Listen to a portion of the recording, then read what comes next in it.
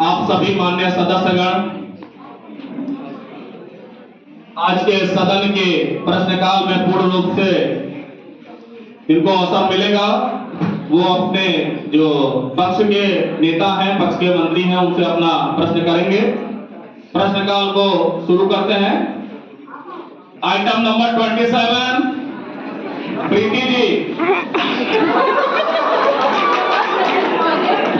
धन्यवाद अध्यक्ष महोदय, आपने मुझे बोलने का मौका दिया। पत्ते तो झड़ते हैं, उठाता है कोई कोई, वादे तो सभी करते हैं, निभाता है कोई कोई। माननीय वित्त मंत्री जी ने कहा था कि बहुत हो गई महंगाई की मार, अब की बार मोदी सरकार। और आज उनके विचारों में inflation is an international problem. कहाँ गई महंगाई? प्याज की कीमत 247% बढ़ गई, लहसुन की कीमत 180% बढ़ गई और तेल नमक आटा मैदा 18%। पहले आम आदमी पॉकेट में पैसा भरकर थैली में सामान लेकर आता था और आज थैली में पैसा भरकर पॉकेट भर के सामान लाता है।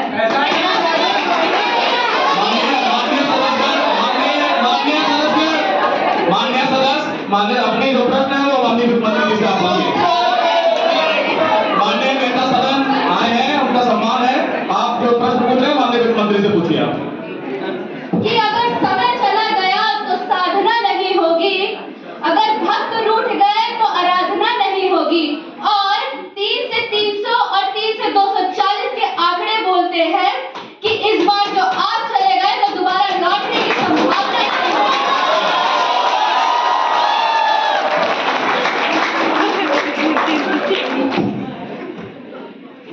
वित्त से जुड़ा हुआ प्रश्नकाल में एक और प्रश्न विपक्ष की तरफ से है।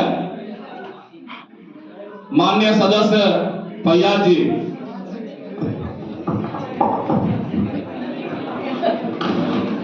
धन्यवाद अध्यक्ष महोदय जी। जैसा कि प्रीति जी ने अभी वित्त मंत्री जी को प्याज और लहसुन के दाम बताए हैं और महंगाई के बारे में कुछ कहा है, उस पर मैं एक शेर कहना चाहता हूं कि टूटे हुए लश्कर का भरम देख रहे हैं, टूटे हुए लश्कर का भरम देख रहे हैं और जिल्ले इलाही के करम देख रहे हैं।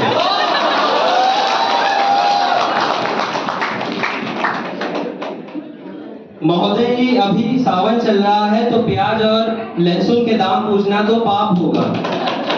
और मैंने तो यहाँ तक की सुना है कि वित्त मंत्री जी जो चीज खुद नहीं खाती उनसे उन्हें कोई लेना देना नहीं होता। माननीय वित्त मंत्री जी।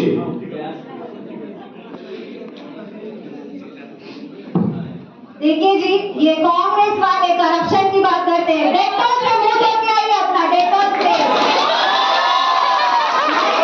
मैं लहसुन प्याज नहीं खाती हूँ, मैं सिर्फ फैमिली नहीं आती हूँ जहाँ लहसुन प्याज ज्यादा मतलब रखते हो।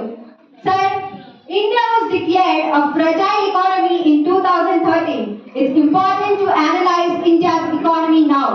India's economy has improved despite COVID pandemic. India is in a rare optimistic condition today. PM Modi has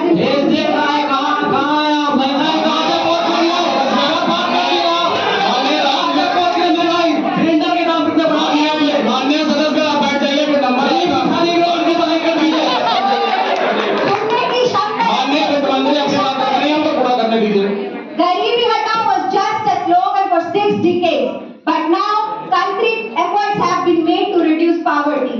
Actual delivery से ट्रांसफॉर्मेशन होता है, सिर्फ बातें करके गुमराह करने से नहीं होता है।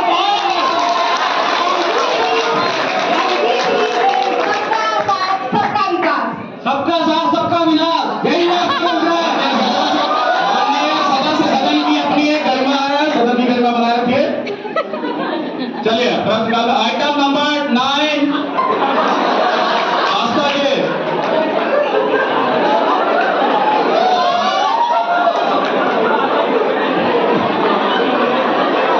धन्यवाद सभापति महोदय जी, मुझे इस चर्चा पर बोलने का मौका दिया। इस सदन से अपने देश के अल्पसंख्यकों की आवाज को एक साथ उठाना चाहती हूँ। संविधान का अनुच्छेद 15 यह कहता है कि देश की किसी भी नागरिक के साथ धर्म, जाति या किसी और वजह से भेदभाव नहीं होना चाहिए। लेकिन हकीकत इसके उलट है। हालांकि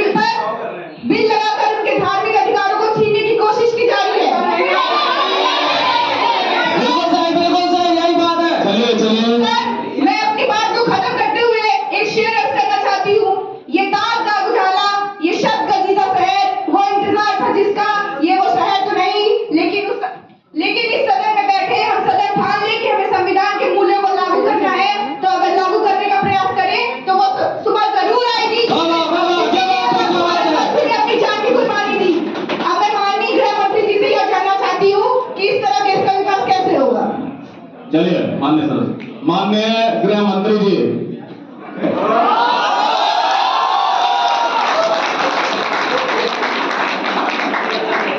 मान्यवर, जो बिल लेकर मैं आया हूँ ये धार्मिक रूप से प्रताड़ित अल्पसंख्यकों को शरण में लेने का है, उनको नागरिकता देने का है। भारत छोड़ो! भारत छोड़ो! अरे माननीय सदस्य, भारत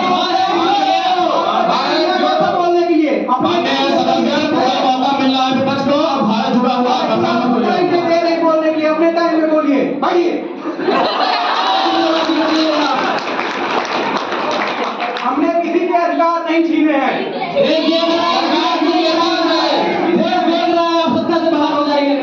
मैंने कई बार आपके मुंह से सुना है कि अल्पसंख्यकों को जो है अधिकार दीजिए। क्या बांग्लादेश में रह रहे अल्पसंख्यक को अधिकार नहीं देना चाहिए? पाकिस्तान के अल्पसंख्यकों को अधिकार नहीं देना चाहिए?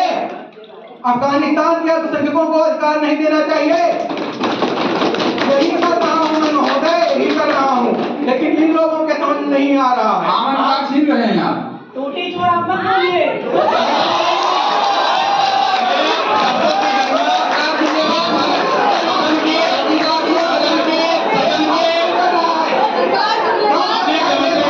माननीय गृह मंत्री जी, आप लोग विपक्ष का जो नेता प्रश्न पूछा है उसका प्रश्न का जवाब मिल जाए, ऐसा ना हो कि फिर 5 साल तक बोलने का अवसर न मिले। अरे हम क्या करते हैं? हम लोग माइनॉरिटी को ही अधिकार दे रहे हैं, उनको अधिकार दे रहे हैं। चौकीदारी चोर है। बोल रहे हैं तो मैं बता दूं कि आजादी के समय जब भारत का विभाजन धर्म के आधार पर हुआ तो इन्हीं लोगों के कारण हुआ।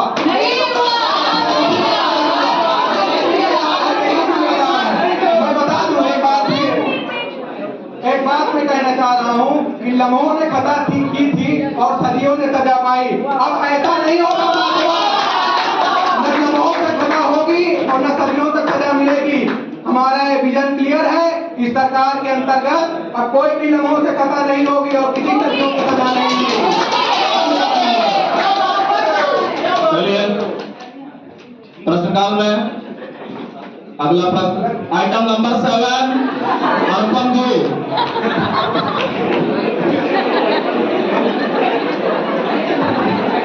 मैं अध्यक्ष जी का बहुत बहुत धन्यवाद देना चाहता हूं कि आपने मुझे देश के एक बहुत महत्वपूर्ण मुद्दे पर प्रश्न पूछने का समय दिया। अध्यक्ष महोदय, ये सरकार कोई और रिकॉर्ड बनाए ना बनाए, लेकिन पेपर लीक का रिकॉर्ड जरूर बनाए।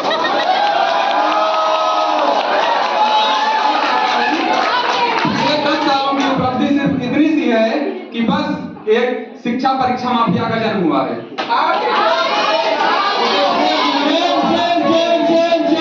जब नौजवान परीक्षा देकर वापस लौटता है तो उसको पता चलता है कि पेपर लीक हो गया। उत्तर प्रदेश में केवल एक ही पेपर लीक नहीं हुआ है अध्यक्ष महोदय, जितनी भी परीक्षाएं हुई हैं सारी की सारी लीक हो गई। बात तो तब हो गई जब 4 जून को रिजल्ट आया और देश की सबसे जानी मानी प्रतिष्ठित परीक्षा उसका पेपर लीक हो गया। अभी उसकी जांच चल रही है, आप ऐसे नहीं बोल सकते। क्या इन सवालों के कोई पुख्ता जवाब हैं? चलिए माननीय शिक्षा मंत्री जी से आपका प्रश्न है। माननीय शिक्षा मंत्री जी।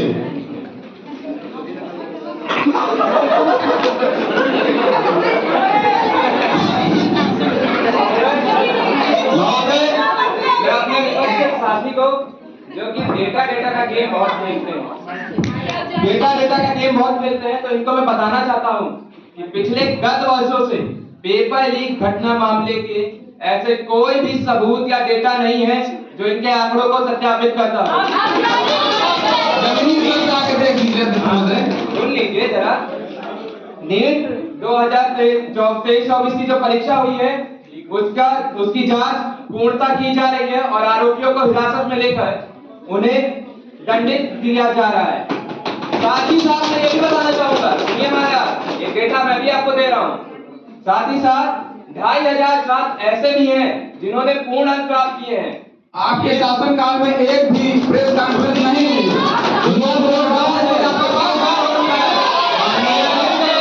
माननीय विपक्ष के नेता लोग अभी माननीय शिक्षा मंत्री को जवाब दे रहे हैं। आप लोग आंकड़ों की बात करते हैं, आंकड़े ही बता रहे हैं। सुनिए, 2500 छात्र जिन्होंने पूर्ण अंक प्राप्त किए हैं, उन्होंने अपनी मेहनत से प्राप्त किए हैं, ना कि किसी पेपर लीक करने से। अगर पेपर लीक करेगा तो हटा भी दिया जाए, मैं ये उसको हटा के बता रहा हूँ आपको। आखिर में आप डेटा का गेम मेरे साथ ही खेल लीजिए। आपके शासनकाल में एक भी परीक्षा नहीं है जो पूरी पारदर्शिता से कराई गई। माननीय सदस्य, आप अपनी बात पूछ चुके हैं। सुन लीजिए, मैं आपको बताना चाहूंगा कि आपके सत्र में, आपके कार्यकाल में ही उत्तर प्रदेश में पीसीएस, आरओ, एआरओ जैसे मामले, पेपर लीक मामले आपने देखे, सरकार का नाम जरा उस पर ध्यान दीजिए। धन्यवाद महोदय।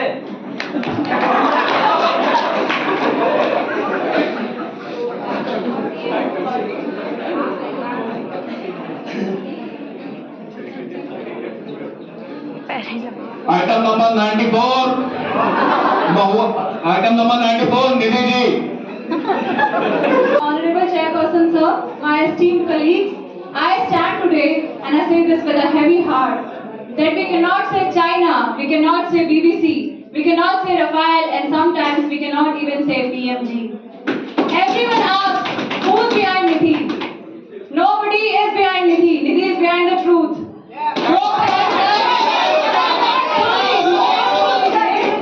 दोपहर तक बिक गया बाजार का हर एक झूठ और मैं एक सच को लेकर शाम तक बैठी रही।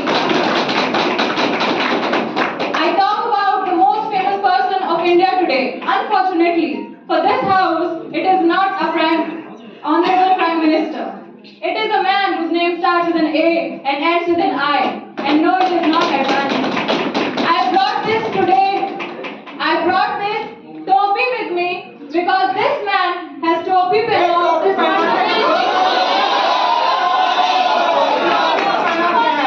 and you all are protecting him. His net worth has moved from 9 billion in 2020 to 90 billion in 2022. Why has SEBI been a silent operator? आप क्यों बचा रहे हैं उन्हें? कोई जवाब है आपके पास?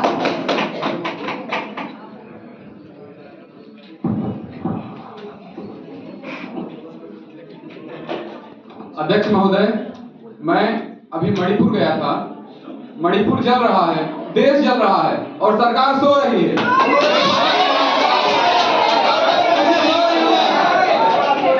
माननीय, पहली बार राष्ट्र के इतिहास में भारत मां की हत्या की बात की और डेमोक्रेटिक पार्टी यहाँ पर तालियां बजाती रही।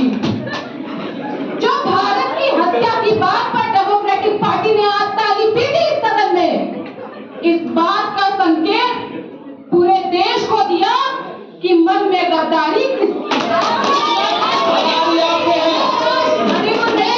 हिंदुस्तानी होने के नाते कहती हूँ। माननीय महोदय, मैं मणिपुर गया पर माननीय अभी आपको मौका दिया जाएगा। आप लोग ये बात समझ लीजिए कि मणिपुर खंडित नहीं है, विभाजित नहीं है। यही तो हम लोग भी समझाना चाहते हैं। ये मान्य जवाब मिल गया होगा। प्रधानमंत्री मणिपुर क्यों नहीं गए? अभी आपका नंबर है। जवाब नहीं आया सरकार की तरफ से। चलिए, मैं सरकार जुमलेबाज है। Item number 24, Gaurav ji. आ गए, उसकी बारी आ गई। धन्यवाद अध्यक्ष महोदय। देखो भाइयों, मैं अग्निवीर का मुद्दा उठाना चाहता हूँ। मौजूदा सरकार से ये कहना चाहता हूँ कि आप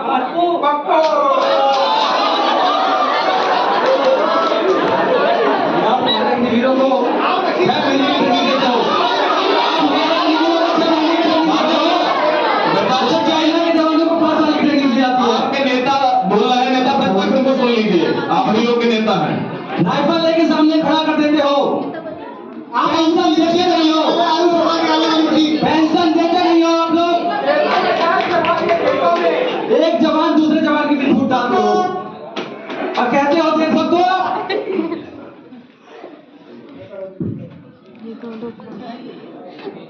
चलिए, आइटम नंबर 7, श्रेया जी।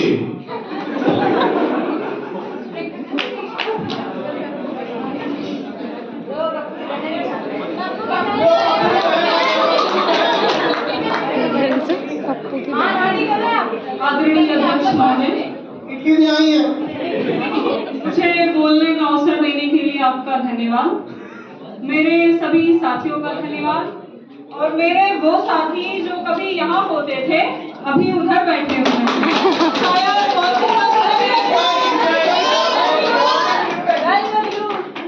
अध्यक्ष महोदय, कि ये वर्तमान की बात करें, पता नहीं क्यों ये 70 सालों की बात करते हैं, 10 सालों में इन्होंने न जाने बात ये है कि ये बार बार संविधान संविधान संविधान क्यों कर रहे हैं? क्योंकि इस चुनाव में इन्हें ये पता लग गया है कि इस देश का संविधान इस देश की जनता ही सुरक्षित रखेगी और इस देश का संविधान किसी के कहने से नहीं बदलने वाला।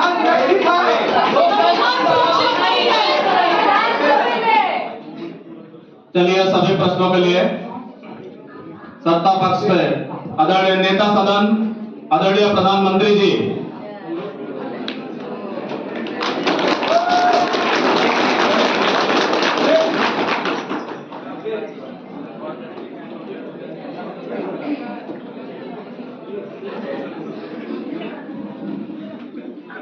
आदरणीय अध्यक्ष जी, ये 300 से 240 की बात कह रही हैं। देश देख रहा है आदरणीय अध्यक्ष जी, देश देख रहा है। एक अकेला कितनों पर भाई है। ये राजनीति खेल खेलने वाले लोग, इनके अंदर वो हौसला नहीं,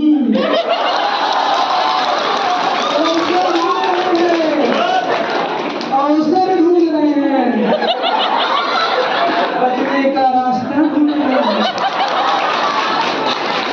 चौकीदार चोर है,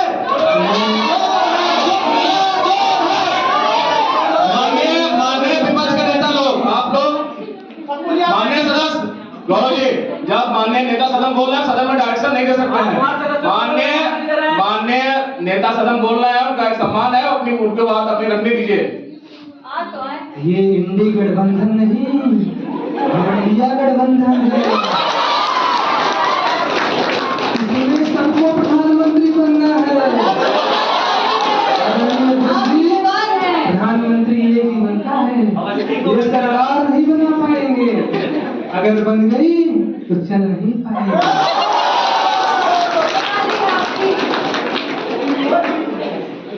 आदरणीय अध्यक्ष जी, ये अभी नई आई है। नहीं है, पुराने हैं, 70 साल से हैं।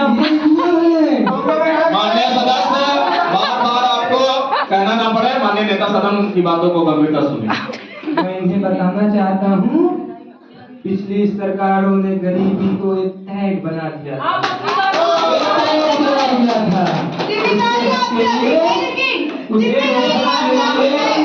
उसके हक के लिए हमें अपना जीवन खपाना है, जीवन खपाना है। आदरणीय अध्यक्ष जी, जैसा देश के गरीबों के साथ हुआ, वैसा ही छल देश के माइनॉरिटी के साथ हुआ। अच्छा होता उसकी शिक्षा की चिंता होती, अच्छा होता आप जैसे सांसद चुनी जाते। 2019 में इस छल को हमें समाप्त करना है, समाप्त करना है।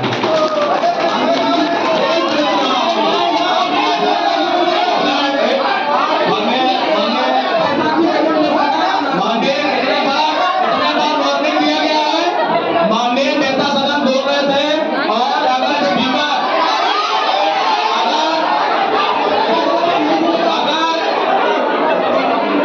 अगर माननीय नेता सदन बोल रहे हैं और अगर स्पीकर अपनी कुर्सी पे खड़ा हो गया है, ये जान लीजिए कहीं ना कहीं सदन की जो गरिमा है उसका हनन हुआ है। तो ये फिर 5 साल तक आप लोग को ऐसा ना हो कि आप लोगों को फिर सदन में बोलने का भी अवसर ना मिले। तो सदन की जो अपनी गरिमा है उसको ध्यान में रखें, उस हिसाब से आप लोग सदन को संचालित करें। आदरणीय महोदय जी,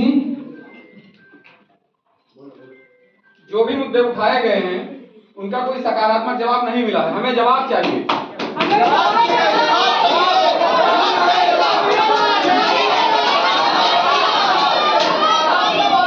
आदरणीय अध्यक्ष जी, इन्हें अनुच्छेद 15 याद है, लेकिन अनुच्छेद 44 क्या हो गया है इन्हें? कब तक तुम लोग सोचती रहेंगी? कब तक समाज को बांटती रहेंगी? कब तक समाज को बांटती रहेंगी? सब सीमा करो, बहुत तोड़ा देश को, बहुत तोड़ा देश को। ये सरकार संविधान के खिलाफ है, ये बाबा साहब की मंशा के खिलाफ है। डॉक्टर राम मनोहर लोहिया ने जो सिद्धांत दिए ये उसके खिलाफ है। हम इस सदन से वॉकआउट करते हैं।